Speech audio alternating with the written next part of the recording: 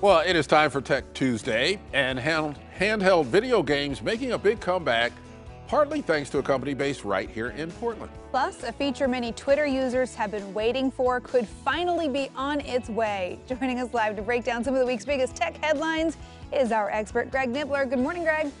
Good morning. Yeah, some fun stuff here today. So Twitter users, if you are one, you probably have had the experience where you post something, you wish you could edit it, you misspelled it, you tag someone wrong, or you have a big thumb like me. Well, finally, it does look like we're going to be getting an edit button, which is going to be coming. This is from Twitter itself.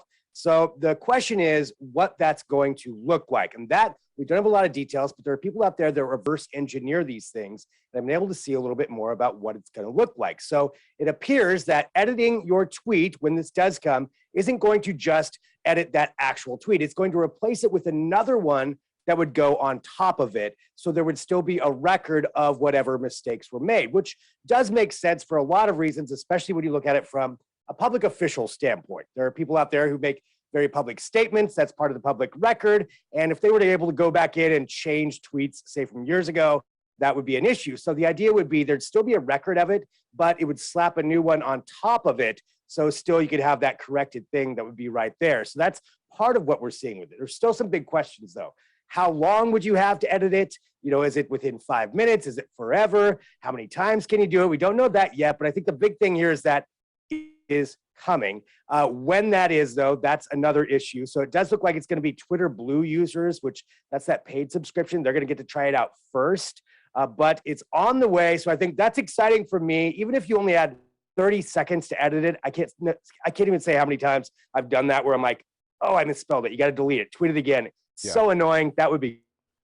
Right. Yeah, I know. I find myself having to kind of decide, you know, I've always made that call where if it's just a grammatical error, right, and I fat thumbs or I spelled something wrong, I'll delete it and put a new tweet up. If it's something that I like learned new information or it changes the meaning of it, then I usually will kind of put another tweet in a thread, you know, edit to say or edit to add, or so it's interesting to see how we're going to do that. But yeah, so you've been wanting an edit button on Twitter for a long time. It's been long overdue. I've been on this little Twitter soapbox for a long time.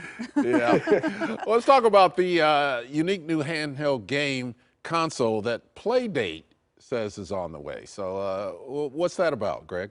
Yeah, there's so many new mobile gaming consoles that are coming out, and this one's been anticipated for the last couple of years, but with COVID and supply delays, it's been a while since it came out, and it's coming from a company here in Portland called Panic.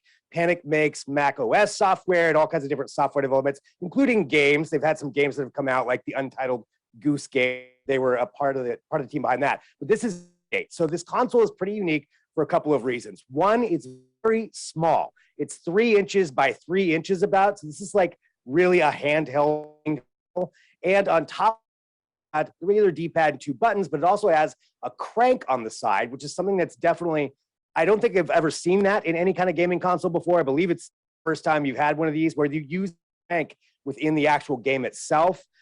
When you buy it, it's all Wi-Fi based, so there's no cartridges. You're going to get 24 games with it, 2 games released each week once you do get it. But it's kind of a cool concept. It seems to be getting really good reviews by anybody who's actually given it a shot so far. And the one issue, though, is supply. So if you already pre-ordered it, they started shipping out yesterday. You should get them within a month. You can pre-order it now. You probably won't get it till 2023, but it's $179.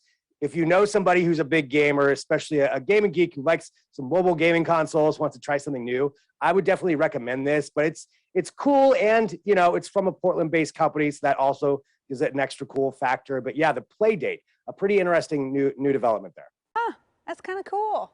I worry about the little crank getting broken. That just seems like the piece that would, you know, break off in your backpack or something. So hopefully they have a cool carrying case for it. They do. They do, actually. Okay. Well, there you go. Hey, so NASA is sending a doctor into space, but not on a rocket.